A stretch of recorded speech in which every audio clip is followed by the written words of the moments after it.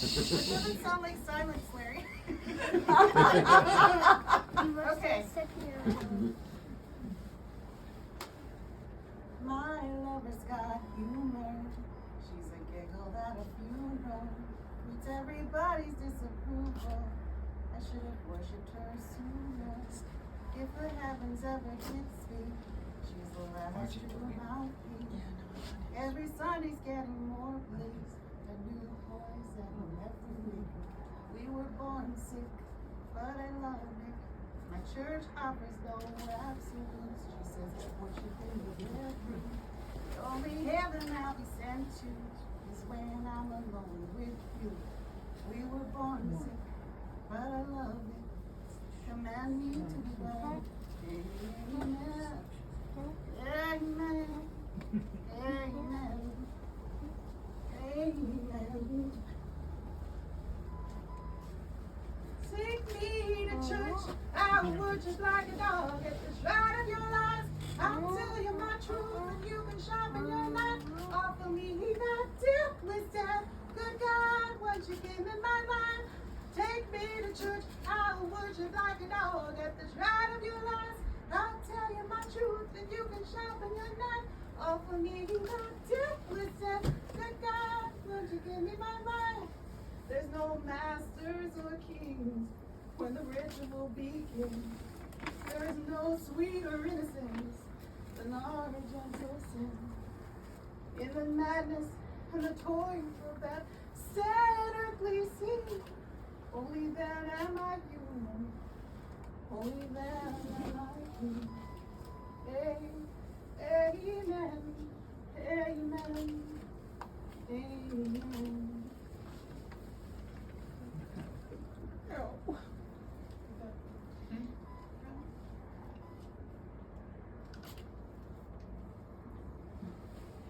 Esther and Kevin, you were first joined in the middle of the pandemic.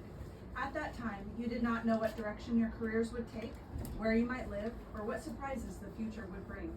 But today, you have found yourselves here, commemorating a year and a half of your union. Though I already know the answer, ceremony dictates that I ask. Do you wish to renew the marriage vows that you made in October of 2021? You do. Esther, do you reaffirm your love for Kevin? I do.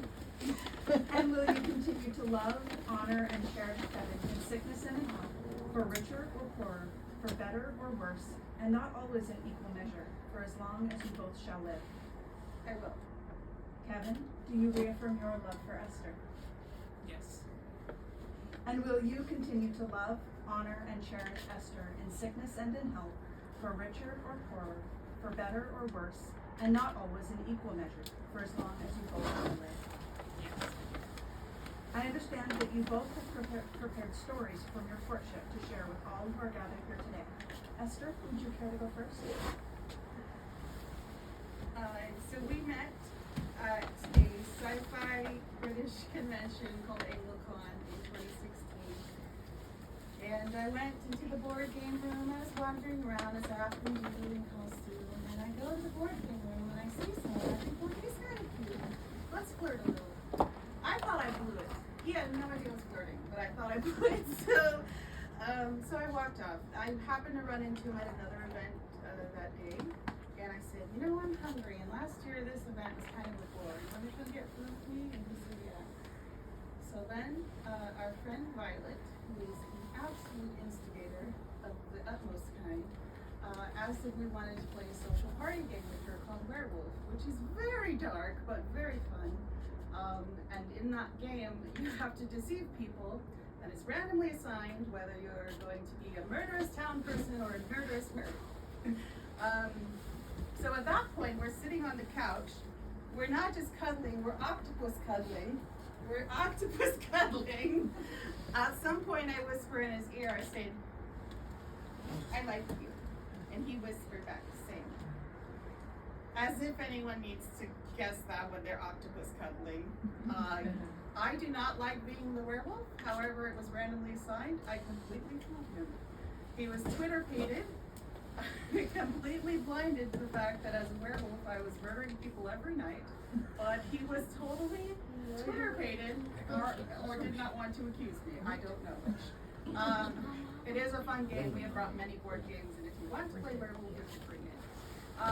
So at the end of all this, we ended up going upstairs. We were in different hotels, and weirdly enough, I brought shoes I was allergic to, so I could not leave the hotel until someone loaned me some sandals. I was going around in socks. And so we just went to the upstairs lobby, and we sat all night talking, just the whole night talking about They Might Be Giants and talking about our future. And we were together for 10 months. Then I dumped him, and he agrees, rightly so. But we grew a lot in the 4 years as friends. We got back together, and it was very funny because when the vaccine came out in 2021, the teachers got it first, and he is a teacher. So I said, Kevin, as technically, I hear you got the vaccine. Do you want to go on dates? Yes. Immediate answer, yes. I was like, you didn't have to think about it for once. Yes. So a month later, we became very like monogamous and official in that way, and then a short while later, we were in emergency. We got engaged in an emergency room, to which Kevin will tell that story. And I have given him permission to do an impression of me with a list from a food allergy. So just so you know, I'm cool with him doing an impression of me, and I will try not to interrupt, but you'll need to project because. Yes. Okay, so there you Oh, go. no, it's really hard for me to project. So yes. So we were getting ready for we were getting ready for bed, and she comes up and she says, "I think we need to go to the hospital. My cousin's full." I think I ate a nut. Yeah. I think I ate a nut. Really? Okay. And you sure you want to go there? Okay. Yeah. Okay. I was already laughing because it was just funny. Talk like that, and it was complete. And she was completely calm about it. Which, when she's having other times when she's having medical things, she's a bit more panicked. And so I was able to find the humor in this. And so we got into the car, and I asked her about her symptoms, and I was like, so how are you feeling? Is your tongue sore? She says, yeah. So your tongue is sore. And she says, yeah. Yes, I'm 4. I was like, yes! And we were just, I was probably doing more, I think we were both laughing a little bit. Huh? I'm getting water. I'm dehydrated from all the laughter, and your tears are draining me as well. Yes. Oh. And so we got there, and I dropped her off. We went to Virginia Mason in Seattle. And I dropped her off at the door, and then went around the park. And unbeknownst to me, she was talking, when she was checking in, and she had this lift. And she's like, yeah, my almost fiancé is parking. And I didn't know that. And then I came in, says, so here is my almost fiancé. And I looked at the reception, I looked at her, I looked at the receptionist, I shrugged, and I said, okay, so I just need a parking pass. Got my parking pass, walked out. And then came back, and throughout the night, we just kind of continually talked about, as the night went on, her little lift was getting less and less, but we just continued talking about, this little revelation that, that she's decided to come up on, and, whether we're going to continue that or it's just going to be all in fun. But by the time she had to go in for another emergency room visit for some possible respiratory distress. Urgent care, yes, Kaiser urgent care. By the time we got in there, we had decided to drop the almost and just go with it. Fiancés. And be fiancés.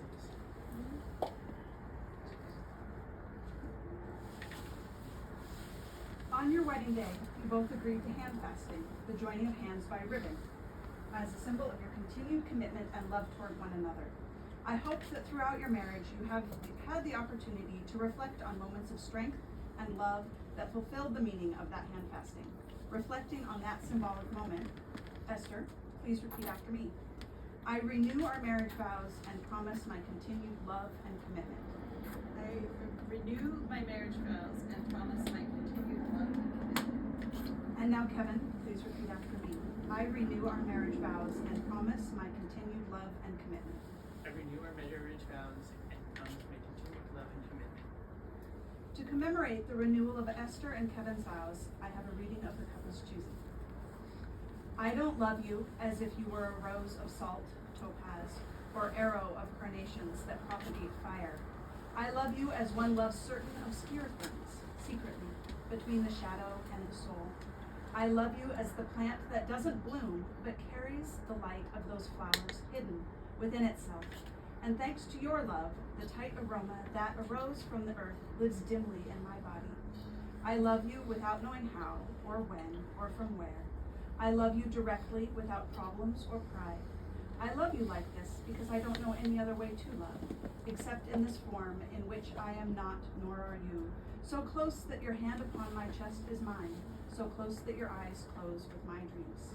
Sonnet 17, Pablo Neruda. Before we conclude the renewal of vows, I'd like to invite everyone to take a moment of silent prayer or reflection to send your positive thoughts and blessings to this couple on their continued journey through life together.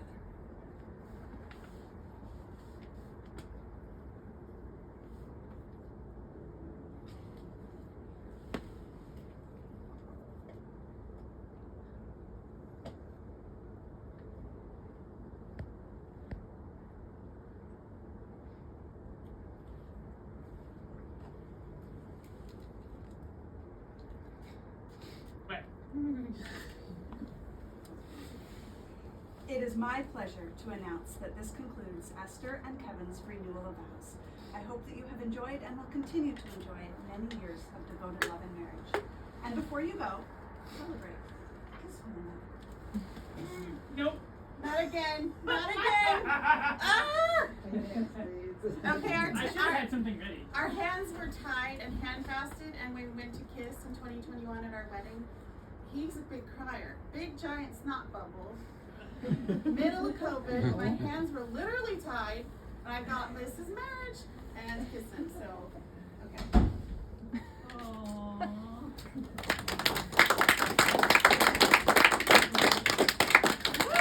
Woo! Thank you for using tissue this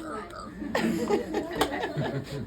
All right, so we have prepared. We will have some singing, some beverages of the non-alcoholic variety, some nibbles of the vegetarian variety,